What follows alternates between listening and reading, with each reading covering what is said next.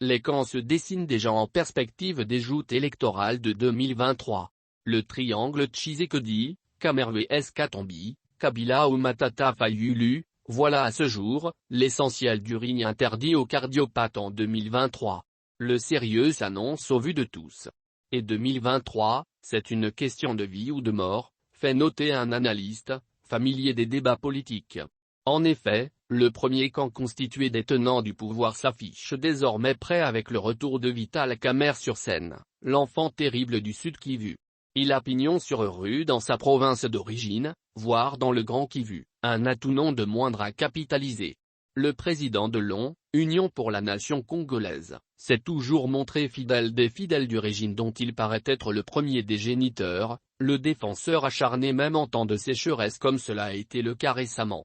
Félix Tshisekedi en jetant des fleurs sur un prisonnier reconnu détourneur des deniers publics a semblé comprendre qu'après la perte de J.M. Kabin, la libération de Kamerhe lui serait avantageuse. De ce point de vue, le président de de nouveau aux côtés de l'actuel chef de l'État qui n'a jamais caché ses ambitions pour 2023, l'équipe serait bien partie face au duo Katumbi-Kabila ou Matata Fayulu selon l'interlocuteur d'Actu7.cd.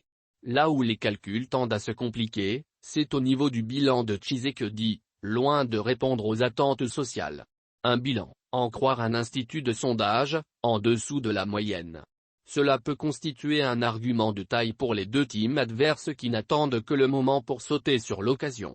Ici, force est de constater que les trois équipes partantes ne le signeront pas surtout sur les moyens pour convaincre les électeurs malgré l'existence des zones d'influence de chaque leader. D'où le caractère rude de l'épreuve. Aussi, un autre élément de taille à souligner, c'est la maturité du peuple. Le Congolais d'hier n'est pas celui d'aujourd'hui. Même soumis à la logique des résultats électoraux téléguidés, il est toujours prêt à surprendre. C'est à ce moment-là que chacun des prétendants est appelé à batailler dur en se méfiant des opportunités prêts à offrir la solution via la flatterie.